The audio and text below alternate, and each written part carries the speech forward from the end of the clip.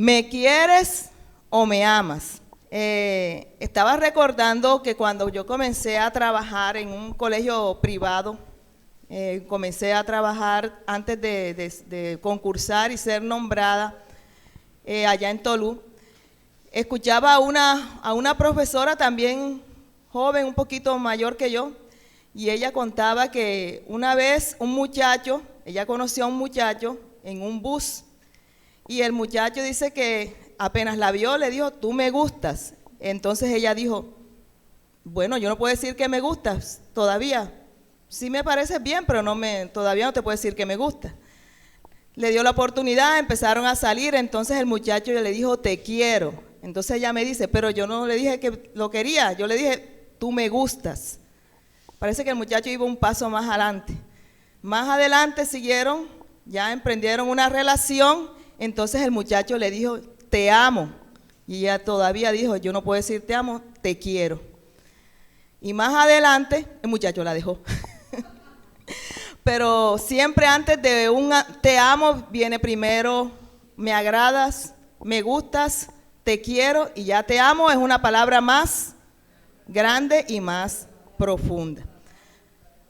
Como siempre, me gusta traer datos curiosos. Un dato curioso de la Biblia es que en el reino de Dios el número 3 es un número sagrado, porque representa la divina Trinidad, Padre, Hijo y Espíritu Santo. El número 3 se encuentra en la Biblia 467 veces. Y es que en la Biblia encontramos muchas cosas que van de a 3. Los judíos oraban 3 veces al día. El santuario tenía 3 divisiones, ¿verdad? El atrio exterior, el lugar santo y el lugar santísimo. Jonás duró en el pez, ¿cuántos días? 3 días y 3 noches.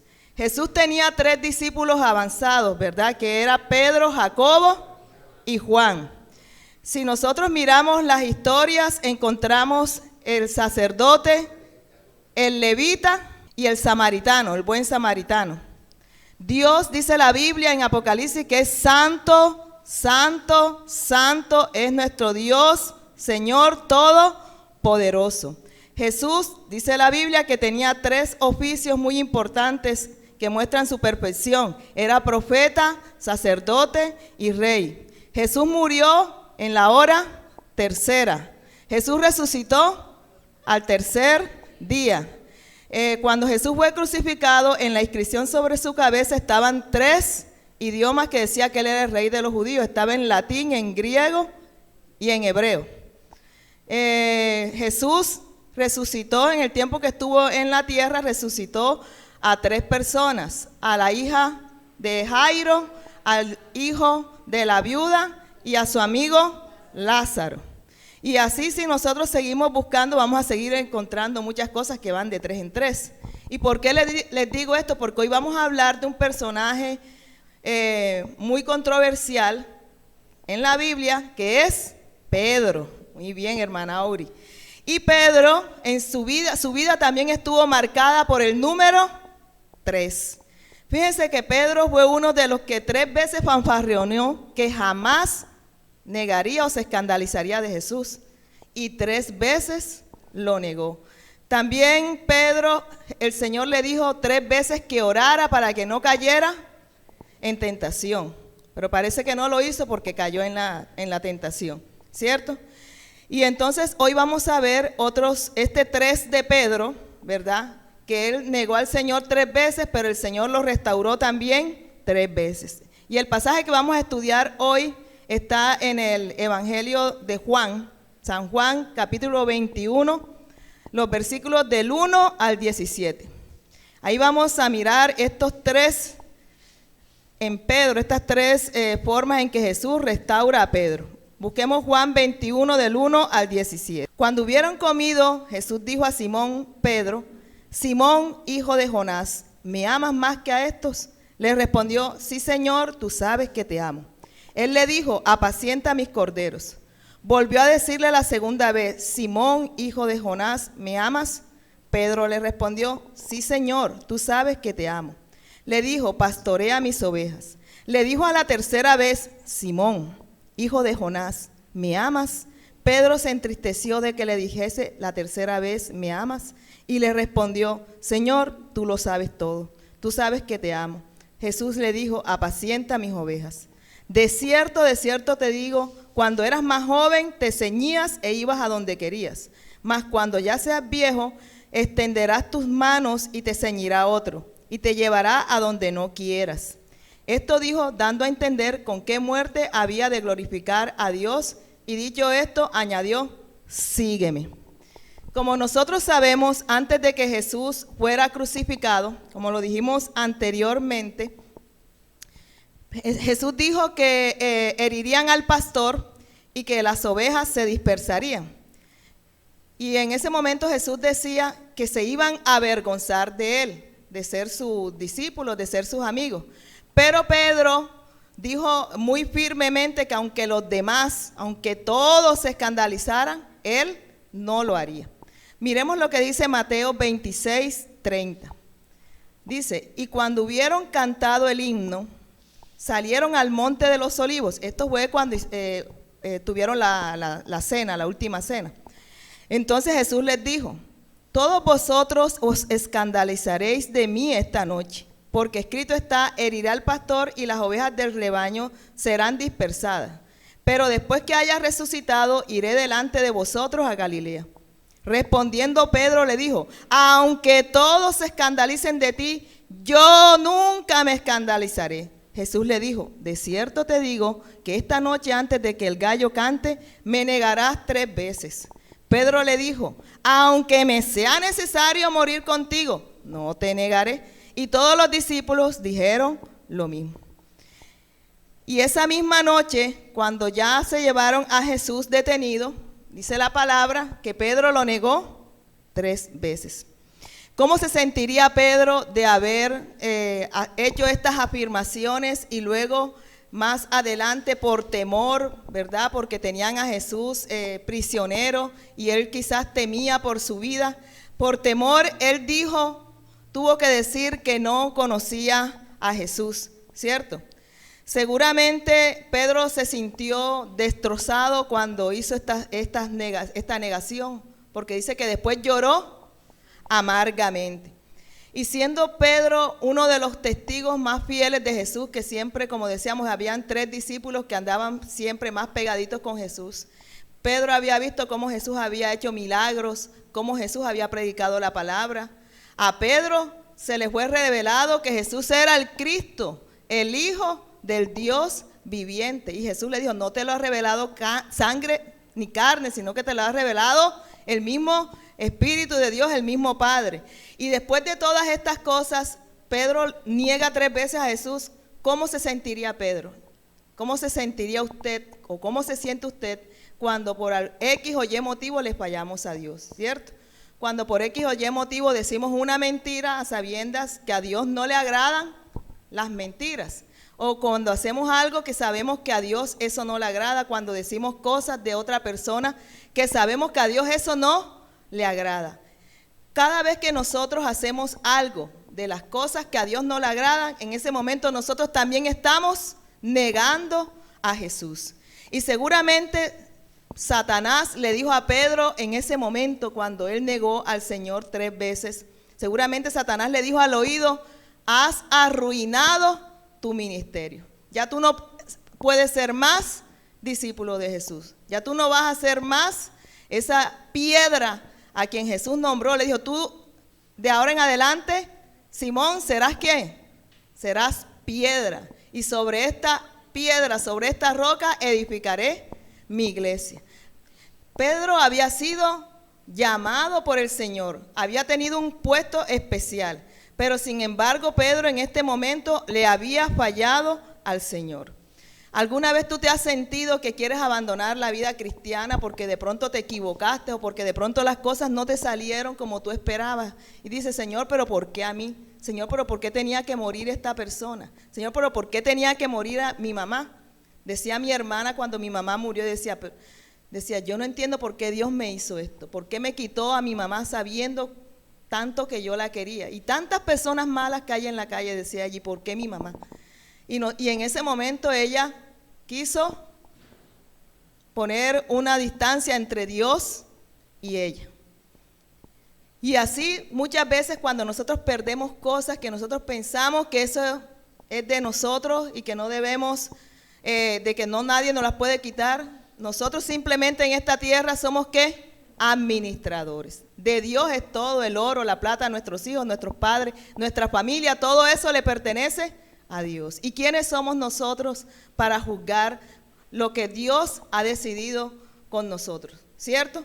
En ese momento muchas veces nosotros queremos abandonar la vida cristiana o queremos abandonar la oración o nos retiramos de Dios. Así como Pedro en este momento Satanás le susurró, ya Pedro, si conoces a Yaper, dice Pedro, ¿cuál Yaper? Ya perdiste la relación que tenías con Cristo, ya perdiste la vida que tú llevabas, lo que Jesús iba a hacer contigo. Y es que el enemigo aquí aplicó dos estrategias. Él tiene muchas estrategias para hacernos caer, pero en esta estrategia que le aplicó a Pedro, la primera, es convencernos de alguna manera de que no somos capaces de caer en pecado. Y que todos sabemos que cuando somos seguros de nosotros mismos, ahí es donde está el ¿qué? El peligro. Cuando nosotros decimos, no, ay, falló tal hermano, ¿cómo pudo hacer eso ese hermano? ¿Cómo pudo hacer eso esa hermana? No, yo no creo. Yo sí es verdad que no creo que yo seré esto o lo otro, pero hasta allá no creo que llegue yo. Hay un dicho que dice, no hubo boca que habló que Dios no castigó. Y fíjense que cuando nosotros estamos pensando que somos fuertes, que estamos firmes, ahí es donde está nuestra debilidad. Porque nosotros debemos siempre presentarnos como personas que necesitamos de la fortaleza de Dios para nosotros poder siempre estar firmes. Y todos los días pedirle a Dios, Señor, aquí estoy. Señor, te pongo mi vida. Señor, ayúdame para que este día yo no te falle. Porque si es por mi lado, ya te fallé. Pero si tú estás acompañándome, seré más fuerte. Miren lo que dice el versículo de 1 Corintios 10, 12. Dice, así que el que piense que esté firme, mire que no caiga. Que esté firme, cuidado, pisa un mojadito y se va de liga, se resbala.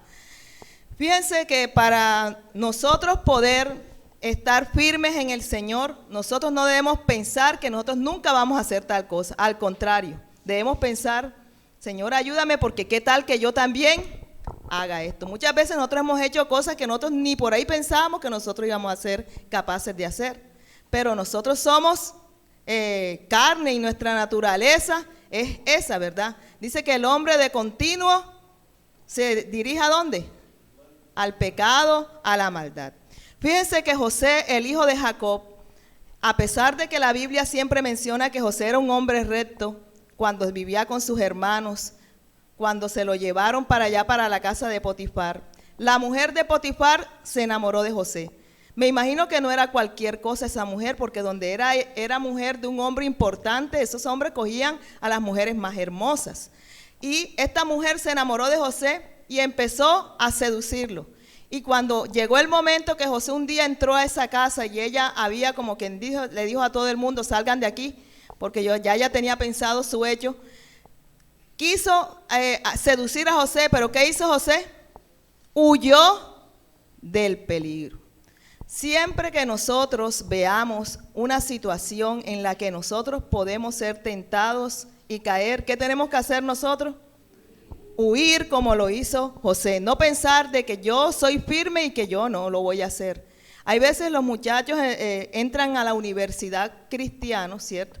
Y allá en la universidad se mueven tantas cosas, se mueve el vicio, se mueven la pornografía, se mueven las ideologías, el ateísmo, ¿cierto? Y los muchachos entran con su corazón pensando de que sí, soy cristiano, pero cuando empiezan a rodearse de todas esas cosas, mucha gente dice, a mí andar con fulanito, a mí eso no me hace mal porque yo sé quién soy. Pero déjame decirte que nadie es del todo bueno ni del todo malo. Si empiezas a andar con personas malas, algunas cosas malas de esa persona también se te van a pegar. Entonces es mejor separarse de las cosas que puedan hacernos caer.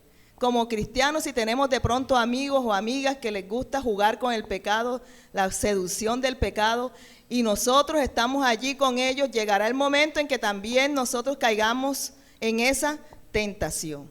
Entonces eso lo usa el enemigo, hacerte pensar de que tú estás tan firme que no hay oportunidad de que tú caigas. Y eso, ahí es donde está el peligro.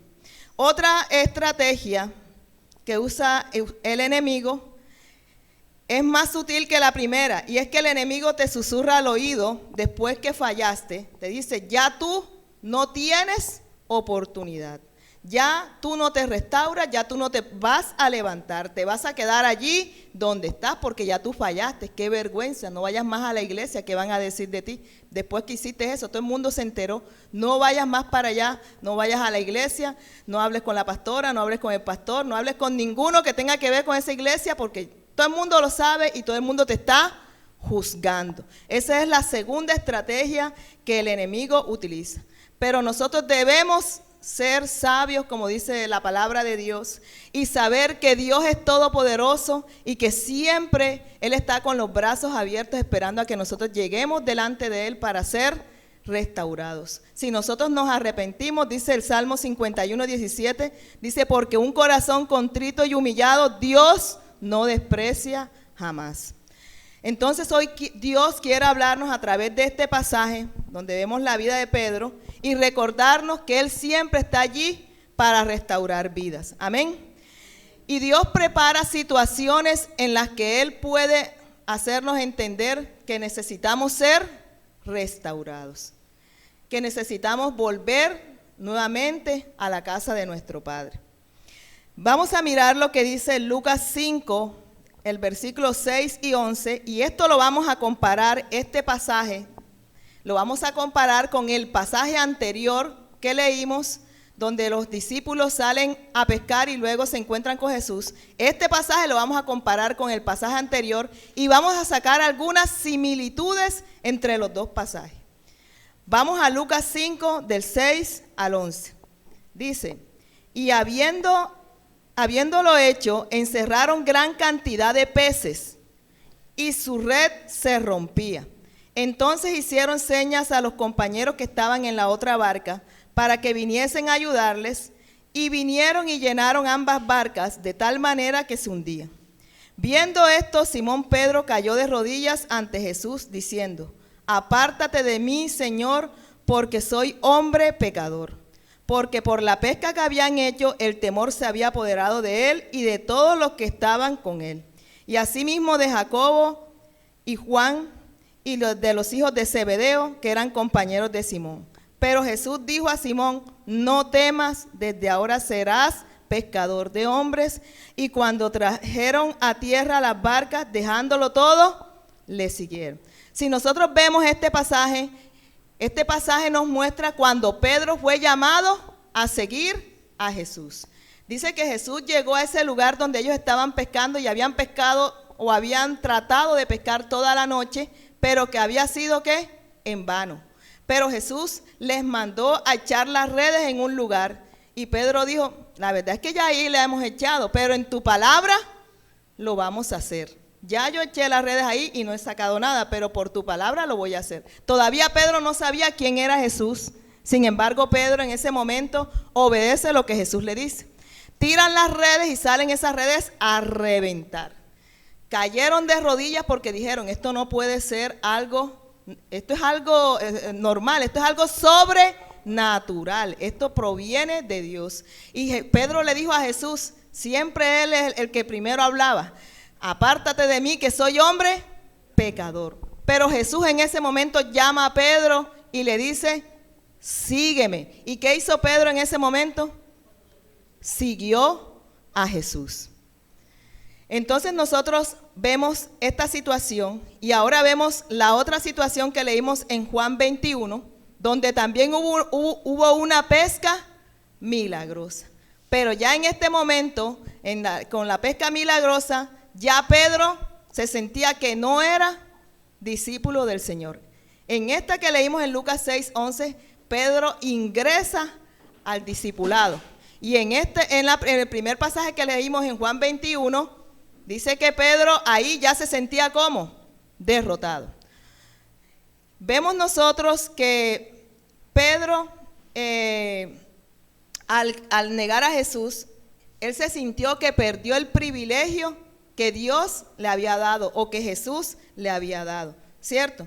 Y vemos también que Pedro, cuando negó al Señor, dice que Jesús lo llevaban al patio del sumo sacerdote y Pedro le seguía, ¿cómo? Dice la palabra, de lejos. Siempre que nosotros nos apartamos del Señor, no nos va a ir bien. Desde aquí comenzaron los problemas de Pedro. Pedro le siguió a Jesús de lejos. Y cuando Pedro llegó allí a ese patio del sumo sacerdote, dice que había una fogata donde se estaban calentando, hacía mucho frío. Y Pedro se fue acercando con disimulo a ver qué pasaba con Jesús, pero de lejito, ¿cierto? Y cuando Pedro estaba allí calentándose las manos con los otros que estaban ahí, dice que una criada que estaba ahí le dijo, tú eres amigo de Jesús de Nazaret, tú eres de sus discípulos. Y dice Pedro, ¿de qué estás hablando? Ni sé de lo que estás diciendo, ni te entiendo qué es lo que estás hablando. No sé ni qué es lo que estás diciendo tú. Al ratico nuevamente dice otro de los que están allí, dice, él sí es de los discípulos de Jesús. Y dice Jesús, yo no conozco a ese hombre. ¿De qué habla? Yo no conozco a ese hombre. Pero al ratico dice otro, en modo de hablar lo identifica que él es de los discípulos de Jesús. Y empezó Pedro a maldecir que yo no conozco a ese hombre y a perjurar que él no conocía a Jesús. Y en ese momento, cuando eso sucede, dice en el libro de Lucas que Jesús en ese momento mira a Pedro y Pedro en ese momento cruza mirada con Jesús. Dice que la mirada de Jesús le penetró a Pedro, que le partió el corazón en dos. Y dice que Pedro lloró amargamente. Entonces también hay una similitud en este pasaje donde Pedro niega al Señor, porque allí también Pedro se encontraba en una fogata. Y si nosotros vemos acá cuando Jesús se le aparece ya después de resucitado, se les aparece en la playa, dice que cuando hubo una pesca milagrosa igual que cuando lo llamó. Dice que también hubo una fogata porque Jesús, hermoso, tan bello y tan precioso, les estaba preparando ¿qué? Desayuno. Y les tenía una fogata y tenía un pez ahí también asándolo. Y Pedro se acercó donde estaba esa fogata también, pero ya no para negar a Jesús, ¿cierto? Entonces hay muchas similitudes en las que Dios le está recordando a Pedro pasajes de su vida. Bueno, allá en la fogata aquella me negaste, Pedro, pero en esta fogata te voy a restaurar. Y nosotros vemos entonces que en lo que leímos en Juan 21 del 15 al 17, que cuando ya ellos comen con Jesús, vienen con sus redes llenas de peces, Jesús le hace 3 preguntas a Pedro, le hace una entrevista a Pedro. Y cuando yo leí de Reina Valera esta versión, dice que Jesús le pregunta a Pedro, Pedro, ¿me amas más que estos? ¿Y cómo le contesta Pedro en la Reina Valera, en la versión Reina Valera? Dice, Señor, tú sabes que te amo, ¿cierto? Entonces, para nosotros poder comprender este pasaje tenemos que irnos a una versión más apegada a los textos originales. Puede ser la Biblia de las Américas, puede ser la Biblia lenguaje actual o puede ser la Biblia de traducción viviente. Vámonos a la Biblia de traducción viviente y miremos cómo dice allí. Dice, bueno, no sé si ustedes la tienen allá, voy a leérsela porque me queda difícil leerles de espalda. Dice, vamos a leerla acá mejor. Dice, después del desayuno Jesús le preguntó a Simón Pedro, Simón hijo de Juan, también Jonás, en la versión de Reina Valera se dice hijo de Jonás, pero acá se traduce como hijo de Juan, ese nombre tiene el mismo connotación, Jonás y Juan. ¿Me amas más que estos? Sí, Señor, contestó Pedro, tú sabes que te quiero. En los textos originales no dice Pedro te amo, sino dice te quiero. Jesús le pregunta, ¿me amas? Y él le responde, te quiero. Está como la muchacha esa que el muchacho le decía que la amaba y ella decía que lo quería. Entonces alimenta a mis corderos, le dijo Jesús. Jesús repitió la pregunta, Simón, hijo de Juan, ¿me amas? Sí, Señor, dijo Pedro, ¿tú sabes qué? Te quiero. Se fue por la tangente otra vez. Entonces cuida mis ovejas. Dijo Jesús, ya por tercera vez le pregunta, Simón, hijo de Juan, ¿me quieres? A Pedro le dolió que Jesús le dijera la tercera vez, ¿me quieres? Le contestó, Señor, tú sabes todo. Tú sabes que yo te quiero. Entonces Jesús le dijo, alimenta a mis ovejas. Vamos a pasar a la otra diapositiva. Vamos a dejarla allí. Nosotros vemos que Pedro siente vergüenza y siente tristeza. Ya no es el Pedro orgulloso y fanfarrón que dijo, aunque todo el mundo te niegue, yo no te negaré. Ahora Jesús le está haciendo una pregunta comparándolo con los demás. Dice, ¿me quieres más que estos? Como él decía que él no, aunque los demás lo negaran, él no lo iba a negar. Entonces la primera pregunta que Jesús le hace, le dice, ¿me quieres más que estos?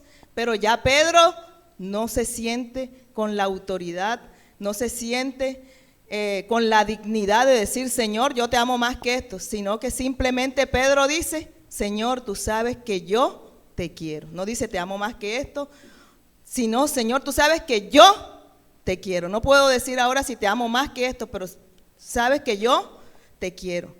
Hay un dicho que dice que cuando la boca habla, los ojos sienten vergüenza. Pedro estaba avergonzado. Ya Pedro no se atrevía a decir, yo te amo más que todos estos. Él decía, Señor, tú sabes que yo te quiero. Y nuestras caídas y errores nos hacen ser más humildes. Porque dice la palabra de Dios que antes del quebrantamiento, ¿qué viene? La altivez de corazón. Cuando nosotros somos orgullosos, somos altivos, generalmente después de eso viene la caída.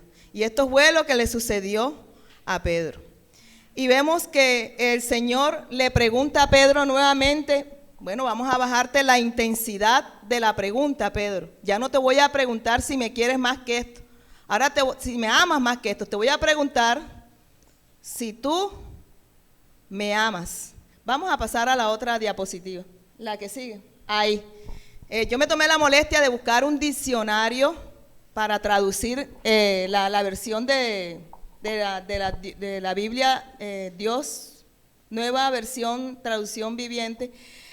Y aquí nosotros podemos observar que cada palabra se va traduciendo allí. Dice, cuando por lo tanto comieron, está diciendo a él Simón Pedro, el Señor Jesús, Simón de Juan, porque aquí es como una traducción literal.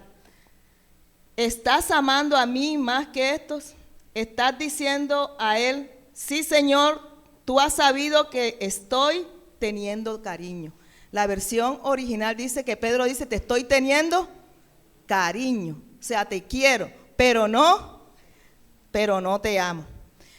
Entonces dice la siguiente, nuevamente, allí vamos a dejar allí. Nosotros podemos ver que en el griego el amor utiliza 4 palabras, no como nosotros que decimos te amo o te quiero. El griego utiliza 4 palabras para el amor. Entonces la primera palabra que el griego puede usar es el amor ágape. Ese es el amor máximo. Ese es el amor de entrega total. La palabra ágape se utiliza en Juan 3:16 cuando dice, de tal manera amó Dios al mundo que entregó a su único Hijo unigénito para que todo aquel que en él crea no se pierda, mas tenga vida eterna. Y hay otra palabra allí que es el amor filial, el amor fileo. Y dice que el amor fileo es un término para el amor de amigos, amor fraterno, la amistad, te tengo cariño.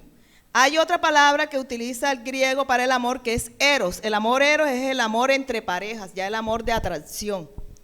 Y hay otra palabra para el amor que es estorge, que es el término que utilizan, pues este es menos recurrente, para las relaciones familiares entre padres e hijos. Entonces vemos que aquí Jesús le está diciendo en la primera pregunta a Pedro, Pedro, ¿me agapas? Pedro, ¿me amas más que esto? Y Pedro le contesta, sí Señor, yo te fileo. Él no le dice yo te agapo, sino yo te fileo. En la segunda pregunta que el Señor nuevamente ya disminuye las expectativas, ya no es más que esto, pero por lo menos Pedro, ¿me agapas? Y Pedro dice, sí Señor, tú sabes que yo te fileo. Ya para la tercera pregunta, ya Jesús disminuye más las expectativas y ya no le pregunta a Pedro, Pedro, ¿me agapas? Le dice, Pedro, en realidad me fileas. Ya Pedro se puso triste. Dice que Pedro se sintió triste porque vio que Jesús bajó las expectativas, vio que ya Jesús no le estaba diciendo me amas, ya vio que Jesús le estaba diciendo entonces me quieres, pero como poniéndolo por duda, en realidad me quieres. Y Pedro se sintió triste y destrozado. Pero con estas 3 preguntas Dios le estaba reafirmando a Pedro nuevamente su ministerio. Así como Pedro lo negó 3 veces, 3 veces Jesús lo restaura.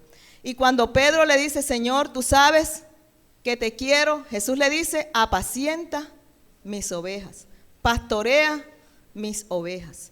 Y en ese momento que el Señor le hace caer en cuenta a Pedro, ¿verdad? Que nosotros todos podemos, ¿qué? Fallar.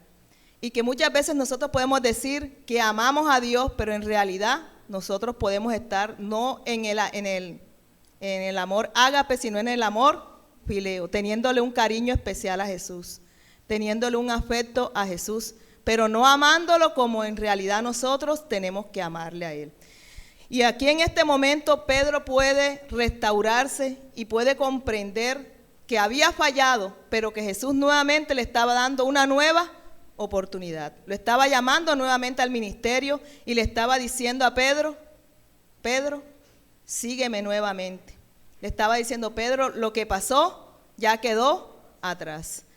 Quedas restaurado y quedas nuevamente nombrado como ese Pedro, como esa roca. Fíjense que cuando él le habla a Pedro, noten esto, que no le dice a Pedro, Pedro, ¿cómo le dice cuando le está haciendo las preguntas? Le dice Simón, volvió atrás, porque en ese momento él no era Pedro ya no era esa piedra. Pero nuevamente, al final, vuelve a ser el mismo Pedro, la misma piedra en quien Jesús confió para comenzar la obra de su iglesia. Y vemos que después de este pasaje, Pedro se convierte en uno de los predicadores más grandes y el primer discurso que Pedro hizo dice que se convirtieron 3,000 personas. Y después hizo otro discurso más adelante y se convirtieron 5,000 personas. Y fue tanta la abnegación de Pedro que dice que Pedro, la historia o la tradición dice que Pedro murió crucificado boca abajo, porque él dijo que no era digno de morir de la misma forma que murió su Señor. Después que él lo negó por temor de morir, ahora Pedro es restaurado y Pedro soporta que lo encarcelen, Pedro soporta latigazos, Pedro soporta todo este tipo de cosas porque el Señor lo restauró y lo llenó de su Espíritu Santo. Quiere decir que Dios es un Dios de nuevas oportunidades, de segundas oportunidades. Y que con este ejemplo que Dios nos da a nosotros también debemos restaurar a las personas que lo necesitan. Nosotros también tenemos que animar a aquellas personas que nosotros vemos que están tristes, que están caídas, que cometieron errores. Nosotros no somos quienes para juzgar. Nosotros tenemos más bien, estamos llamados al ministerio de la reconciliación, al ministerio de la restauración. ¿Y por qué Jesús le dijo tantas veces a Pedro que si lo amaba? Porque si nosotros no tenemos amor, no podemos apacentar las ovejas. Si Pedro no amaba a Jesús, Pedro no podría ser ese pastor para esas ovejas. Siempre que nosotros querramos servir al Señor, primero tenemos que ponernos la mano en el corazón y saber si nosotros amamos verdaderamente a Jesús. Porque no podemos servir a la obra y olvidarnos del Señor de la obra. La palabra de Dios en 1 Corintios 13 dice, si yo hablase lenguas humanas y angélicas y no tengo amor, nada soy. Y si repartiese todos mis bienes y no tengo amor, de nada me sirve. Dice, vengo a ser como un metal que resuena. O como decimos nosotros acá los costeños, puro tilín, tilín y nada de paleta. O como dicen en el fútbol, puro toque, toque y del gol, nada. Entonces dice la palabra de Dios que antes de que Jesús restaurara a Pedro, lo hizo reafirmar su amor por él. Y nosotros estamos llamados a esa restauración. En estos días, una jovencita que pues en tiempos anteriores ella había sido auxiliar mía. Yo siempre le decía a ella, mira, ves a la iglesia, le hablé de Jesús. Y ella estaba yendo a la iglesia, siempre le aconsejaba, antes de casarte, procura primero terminar tus estudios, porque siempre nosotras como mujeres Es bueno que nos preparemos antes de casarnos porque no sabemos a veces qué circunstancias se van a presentar y qué bueno que nosotros estemos preparadas para asumir una situación que se presente y no dependamos psicológica, económica y de todas formas de la otra persona, porque ahí es donde se presenta la violencia doméstica. Cuando una mujer depende del hombre y el hombre no tiene temor de Dios, eso lo usa para humillarla, para avergonzarla, para lastimarla. Y yo le decía eso a ella. Y uno de estos días se me dio la oportunidad de saludarla y le dije, ¿cómo va tu vida? Y ella me dice, por el pecado y la desobediencia no me ha ido bien.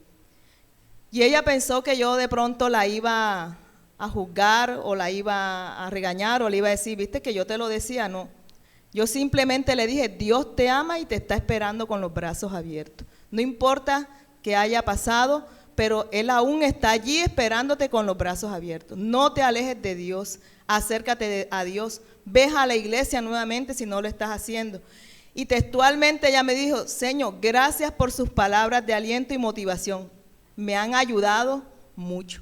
Qué bonito que nosotros siempre que veamos a una persona que desafortunadamente pues ha caído, está desmotivada, está triste, no le salieron las cosas como de pronto ella pensó, nosotros podamos tener una palabra de aliento para ella, hacerle saber que Dios le ama, hacerle saber que Dios está allí con los brazos abiertos en toda temporada. Amén. Y mientras Jesús no haya venido, nosotros siempre vamos a tener esa oportunidad de buscarle en tanto que Él pueda ser hallado. Porque en tanto que Él está cercano, siempre va a haber esa oportunidad. Y quiero de pronto contarles aquí un detalle de Michael Jordan, el famoso jugador de básquetbol. Dice que todos los jugadores de la NBA firmaban un contrato donde no podían jugar en ninguna otra parte, de pronto en un barrio o en cualquier juego por allí que no fueran los de la NBA. Pero Michael Jordan amaba tanto el básquet que él fue el primero en poner la cláusula en el contrato del amor al juego, queriendo decir que él podía jugar donde él quisiera porque él ese juego en verdad lo amaba. Donde fuera que estuviera, él podía jugar. Y donde quiera que nosotros estemos, Dios juega contigo, en el sentido de que siempre está contigo, en el sentido de que Dios está contigo en toda temporada. Así como Michael Jordan jugaba fuera de temporada, en toda temporada, Dios siempre está con nosotros en toda temporada. Cuando nosotros somos fieles, ahí está Dios. Pero en el momento en que tú caigas, en el momento en que tú no hagas las cosas bien por X o Y motivo, no pienses que Dios se alejó de ti. Porque como el padre del hijo pródigo, si tú te acercas a Él, va a extender sus brazos y va a correr a ti y te va a dar el beso en la frente. Entonces démosle un fuerte aplauso a ese Rey de Reyes y Señor de Señores que está con nosotros y que es capaz de restaurarnos en cualquier momento. Y que nosotros podamos decir en esta mañana, Señor, te agapo. No, Señor, te fileo. Vamos a decirle en este momento a Jesús, Jesús, te agapo. Y en el momento que yo diga te fileo, ayúdame a agaparte. Ayúdame a amarte, Señor. Te invito a ponerte de pie. Vamos a adorar al Señor. Y vamos a poner en las manos de Dios nuestra vida. Todo aquello que nosotros tengamos en nuestro corazón que le hayamos fallado.